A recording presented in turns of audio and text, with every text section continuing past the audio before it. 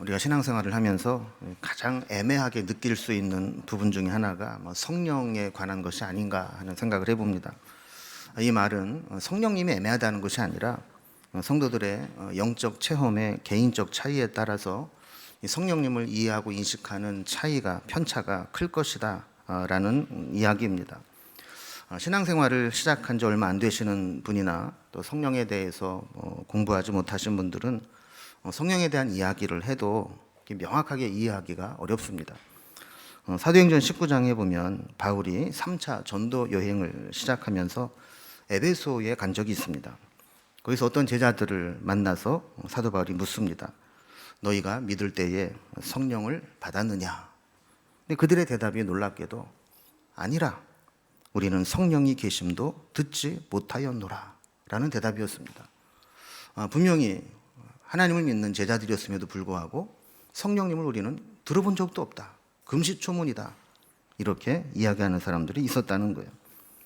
또 신앙생활을 오래 하신 분들이라 할지라도 성령을 지식으로만 알고 있다면 성령의 존재에 대해서는 알고 있을지 모르지만 성령님의 깊은 것까지 느끼지는 못합니다.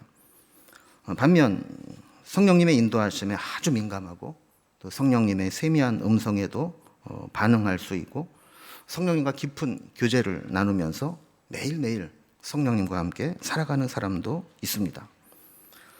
성령님과 동행하는 것은 신앙인들에게는 선택사항이 아니라 필수 요인입니다. 성경을 읽어보면 우리가 신앙생활하는데 성령님과 함께하는 것이 얼마나 중요한가를 알 수 있습니다. 복음서에 예수님의 설교를 보면 우리에게 성령은 신앙의 핵심이라는 사실을 알게 됩니다. 예수님께서 십자가를 지시기 전에 제자들에게 최후의 만찬을 베푸셨던 곳에서 긴 설교를 하시는데 그 설교의 주제, 핵심이 뭐냐? 보혜사 성령님이 오실 것이라는 겁니다.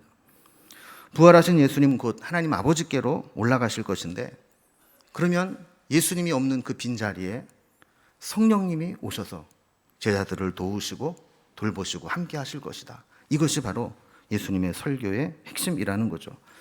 특히 요한복음 13장에서 16장까지는 최후의 만찬이 있었던 다락방에서 하신 긴 설교로 이 부분을 다락방 설교 혹은 다락방 강화라고 부릅니다. 이렇게 긴 설교가 한꺼번에 모아져 있는데 예수님이 십자가를 지시기 전에 제자들에게 했던 이 긴 설교의 핵심이 뭐냐? 바로 보혜사 성령에 대한 약속이었다라는 겁니다. 또 복음서가 끝나고 사도행전으로 들어가 보면 사도행전은 무엇으로 시작하느냐? 예수님이 약속하신 보혜사 성령님이 오심으로부터 사도행전이 시작되는 거예요. 그러니까 이 성경은 이 성령이라고 하는 중요한 개념으로 복음서에서 사도행전으로 서신서로 이어지고 있다는 것을 알게 되는 것이죠. 사도행전 1장 3절에 보면 예수님은 부활하신 후에 확실히 많은 증거로 친히 살아계심을 나타내 보여주셨다 그럽니다. 그러면서 40일 동안 하나님 나라의 일들을 말씀하셨다 그랬습니다.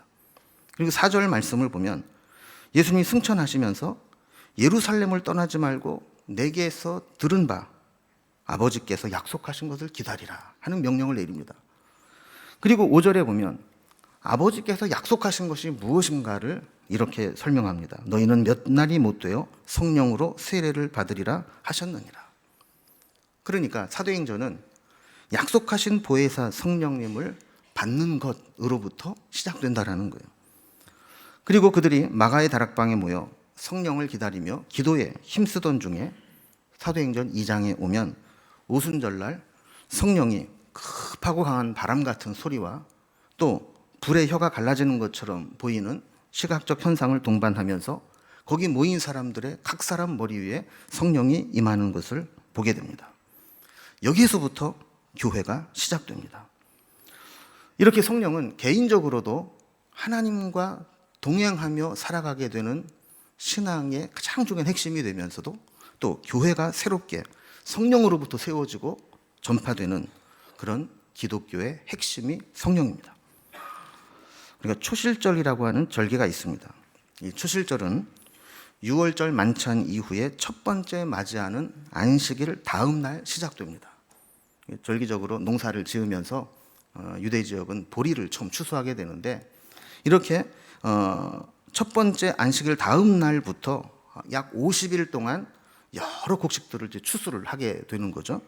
그래서 이 첫날부터 50일까지 추수가 끝날 때까지 7번의 안식일, 7번의 7일을 보내게 돼서 이 기간을 77절이라고 부릅니다. 날짜 수를 계산하면 이것이 50일 지나가서 오순절이라고도 부르는 것이죠. 그런데 이 오순절날 예수님께서 약속하신 성령이 오시게 되었다라는 거예요.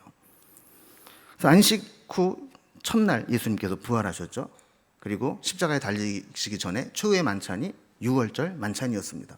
그러니까 예수님께서 부활하신 후 50일이 지난 날이 오순절인데 이때 성령님이 임하셔서 우리는 오순절이라고 하는 추수의 절기라기보다는 성령이 임하신 날로 우리가 더 가깝게 지키고 있는 것이죠.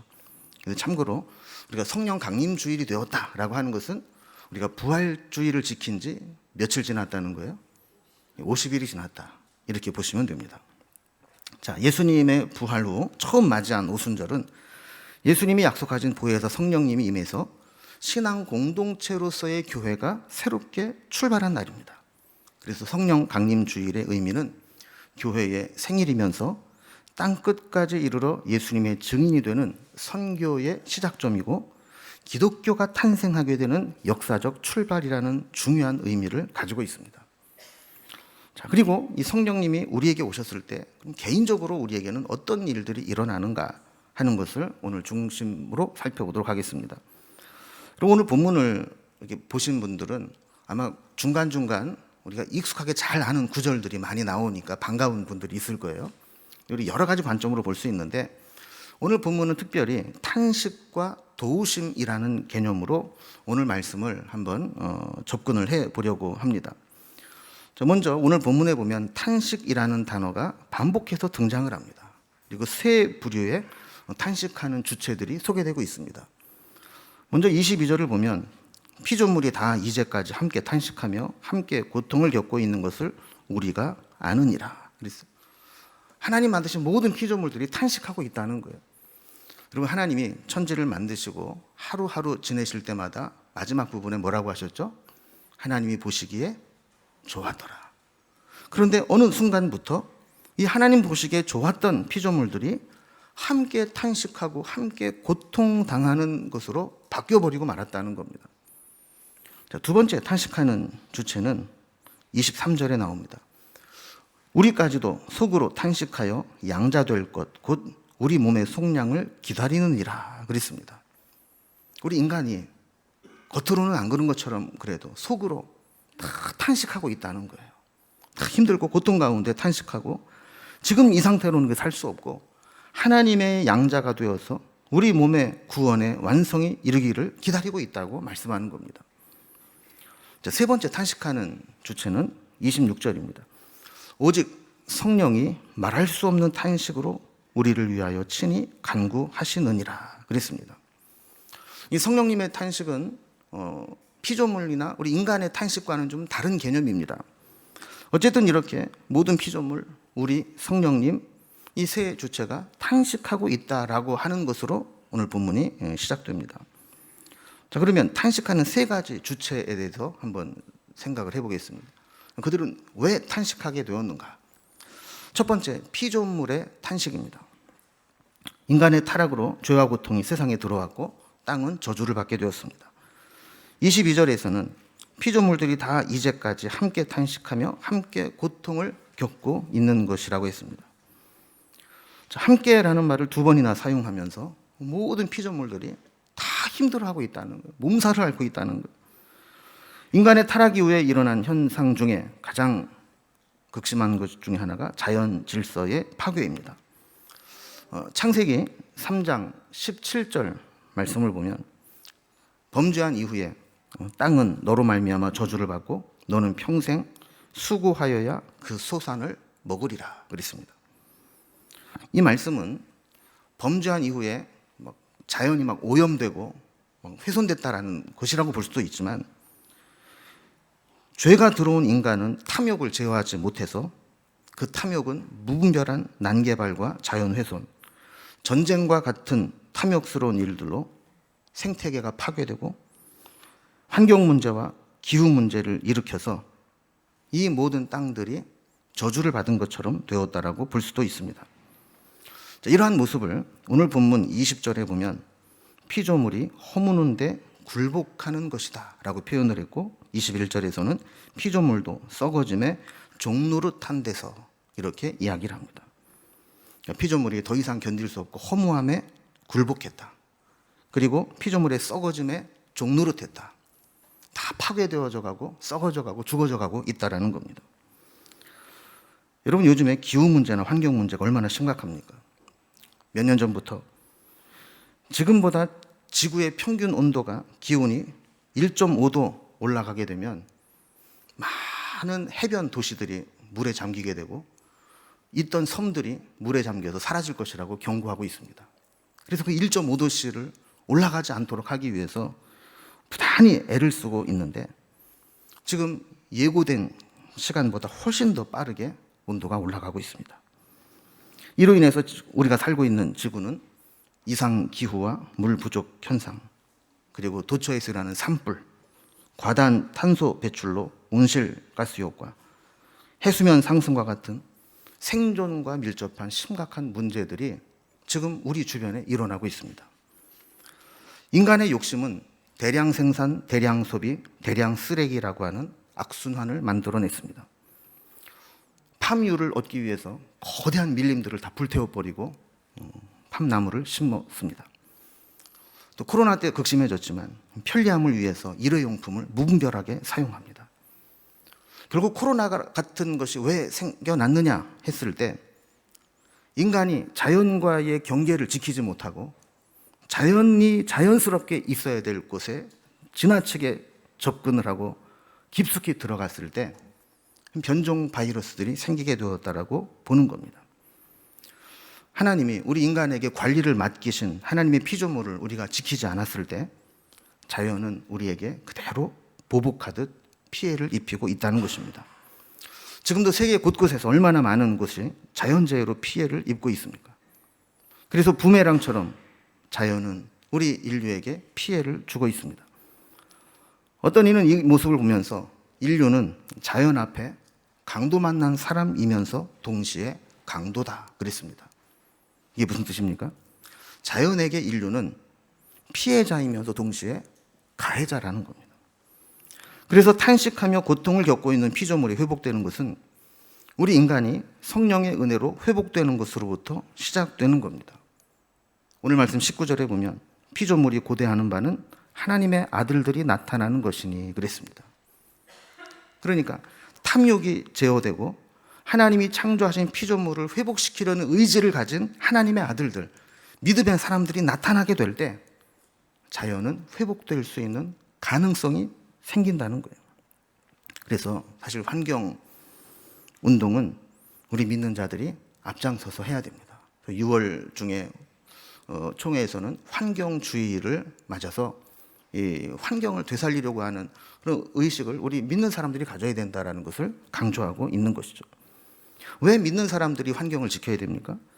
이 자연 만물은 하나님의 것입니다. 그리고 이 관리를 우리 사람들에게 하나님이 맡기셨습니다. 그 책임의식을 느끼고 있는 것이 우리 믿는 자들이기 때문에 이 탄식하고 있는 피조물들을 우리가 잘 관리해야 되는 책임이 있다는 것이죠. 두 번째, 탄식하는 주체는 우리 인간입니다. 인간의 죄와 탐욕으로 피조물들이 탄식하게 되었지만 사실 근원적인 문제와 문제의 해결책은 인간에게 있습니다.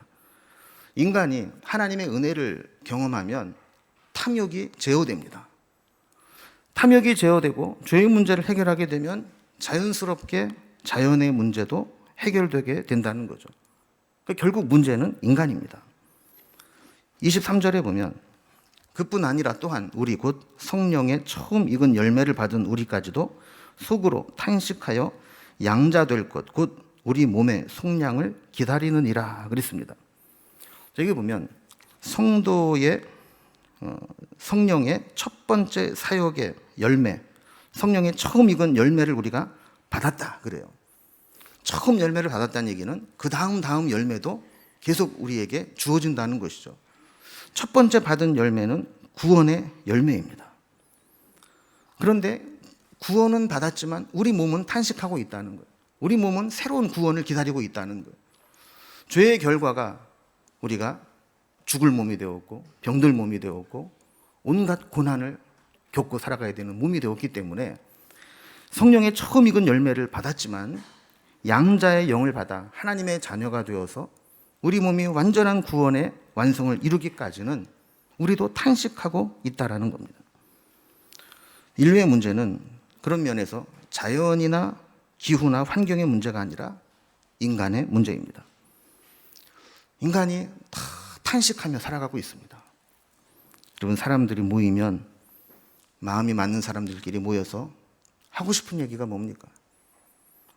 나 요즘 너무 힘들어. 나 요즘 너무 외로워. 이러면 서로 위로받고 싶은 거 아니겠어요? 목사도 힘든 내색 잘못하면 교인들이 우리 목사님 믿음이 없어. 목사가 힘들대. 이럴까봐 얘기를 못해서 그렇지. 그럼 목사들도 힘들어요. 그래서 마음에 맞는 목사들끼리 만나면 목회 너무 힘들다고 뭐 이러면서 막 얘기를 하는데 어떤 분은 막 얘기하다가 막 우는 분도 있어요. 다 힘들어요. 내색을 안 하고 다 탄식하며 살아가는 거예요.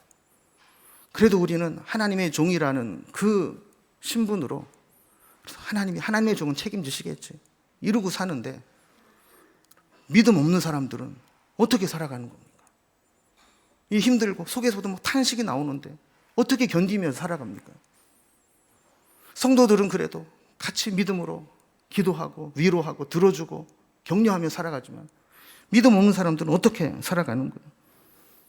맨정신으로 못 살아가니까 세상에 무엇인가 취해서 살아가고 술에 취하고 술보다 더한 것에 취해서 살아가지 않으면 하루하루를 견뎌내지를 못하는 겁니다. 이러한 인간의 탄식을 보면서 안타까운 모습으로 탄식하며 우리를 도우시는 분이 계시다고 성경은 말합니다. 그분이 누굽니까? 성령님이십니다. 그리고 세 번째 탄식하는 주체는 성령님이라고 성경은 소개합니다. 여러분, 성령님의 별명이 뭡니까? 보혜사죠. 우리 곁에서 보호하고 은혜를 베풀고 스승과 같이 우리를 도우시는 분이다. 그래서 보혜사라는 거예요. 우리가 탄식할 때 우리 옆에서 우리를 도우시는 분이 성령님 보혜사라는 거예요. 26절 다시 보면 이와 같이 성령도 우리의 연약함을 도우시나니 우리는 마땅히 기도할 바를 알지 못하나 오직 성령이 말할 수 없는 탄식으로 우리를 위하여 친히 간구하시느니라 그랬습니다. 그럼 피조물과 인간의 탄식이 죄로 인한 탄식이라면 성령님의 탄식은 죄로 인해 고통당하며 탄식하는 우리를 보시면서 안타까워하시는 탄식입니다. 마치 부모가 자녀들이 힘들어하는 모습을 지켜보면서 발을 동동 구르면서 안타까운 마음으로 탄식하는 것, 그게 바로 성령님의 탄식이라는 거예요. 그렇다면 이제 성령님께서 우리를 어떻게 탄식함으로 도우시는지 이것을 세 가지로 한번 생각해 보려고 합니다. 첫 번째는 성령님은 우리의 연약함을 도우신다라고 말씀합니다.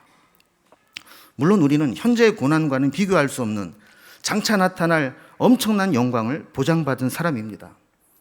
그럼에도 불구하고 삶의 현장에서 우리가 만나는 모든 고난이 예수 믿는 순간 사라져버리는 것은 아닙니다. 분명히 구원은 받았지만 영광스러운 미래는 보장받았지만 지금 현실은 그렇지 못하다라는 거예요. 이러한 모습을 26절에서 이와 같이 성령도 우리의 연약함을 도우시나니라고 했습니다. 성령님은 우리를 도우시는 분입니다. 성령님의 도우심을 받으려면 먼저 우리의 연약함을 인정하고 고백하며 하나님의 도우심을 구해야 됩니다. 제가 힘들 때 종종 흥얼거리며 부르는 찬양 중에 주는 완전합니다 라는 찬양이 있습니다. 이 가사가 이렇습니다. 주여 우린 연약합니다. 우린 오늘을 힘겨워합니다. 주 뜻대로 살기엔 부족합니다. 우린 연약합니다. 주여, 우린 넘어집니다. 오늘 하루 또 실수합니다. 주의 긍휼을 구하는 죄인입니다. 우린 주만 바라봅니다. 여러분, 우리가 어떤 존재입니까? 목에 힘주고 잘난 척 해봐야 우리는 하나님 도우심이 없이는 하루하루를 살아가는 것도 힘겨워하는 존재입니다. 게다가 주님의 뜻을 이루며 살기에는 우리의 믿음이나 능력이 턱없이 부족합니다. 우린 너무 연약해서 자주 넘어지고 실수하고 주의 긍휼을 구할 수밖에 없는 죄인이라는 것을 느끼게 됩니다. 이게 우리의 모습입니다. 그런데 감사한 것은 하나님이 우리의 연약함을 아시고 힘겨워하며 때로 넘어지는 우리를 지켜보시고 우리를 도와주신다는 겁니다. 성령님께서 우리의 연약함을 도우십니다. 보혜사의 역할을 해 주신다는 겁니다. 성령님이 우리를 도우시는 방법은 크게 두 가지입니다. 하나는 우리가 영광에 이를 때까지 소망 중에 참고 기다리며 인내하게 도와주는 것이고, 또 하나는 우리를 위해 성령님이 친히 기도해 주신다는 겁니다. 24절과 25절을 보면 우리가 소망으로 구원을 얻었음에 보이는 소망이 소망이 아니니 보는 것을 누가 바라리요. 만일 우리가 보지 못하는 것을 바라면 참음으로 기다릴지니라 그랬습니다. 여러분, 소망이라는 것은, 눈에 보이는 것은 소망할 필요가 없죠. 현실인데 뭘 그걸 바라고 소망합니까? 이미 다 이루어졌고 보이는데. 우리가 진짜 소망하는 것은 약속은 받았지만 아직 보이지 않는 거예요. 그 현재의 고난과 미래의 영광 사이의 중간 어디에서 미래의 영광에 이르기까지 기다리는 게 소망이라는 거예요. 문제는 우리의 연약함이 그 영광을 현실로 받을 때까지 참고 기다리고 인내하며 끝까지 소망을 품고 구원을 완성하지 못한다는 데 있다는 겁니다. 18절에도 이렇게 말씀하죠. 생각하건대 현재의 고난은 장차 우리에게 나타날 영광과 비교할 수 없도다. 여러분, 사실 우리는 고난을 이야기하지만 사도 바울의 고난과 동급으로 보는 고난이 아닙니다. 우리가 사실 힘들다 하지만 얼마나 많은 것을 누리고 있습니까? 그러나 바울은 얼마나 힘들었던지 가만히 생각을 해봤다는 거예요. 내가 지금 당하고 있는 이 현재의 고난과 이 고난을 끝까지 이겨내고 지켜냈을 때 앞으로 미래에 나타날 영광을 비교해 봤더니 비교할 수 있는 것이 아니었다라는 거예요. 그래서 사도 바울은 그래, 내가 지금 아무리 힘들어도 그 미래의 영광을 소망하면서 내가 기다려야지 하면서 이겨냈다라는 겁니다. 우리는 어떻습니까? 우리 많은 사람들이 그렇게 생각합니다. 미래의 영광은 무슨 영광이야? 지금 당장 현재 죽겠는데. 그러면서 미래의 영광을 포기해버리는 경우가 있게 됩니다. 이게 우리의 한계이고 우리의 연약함입니다.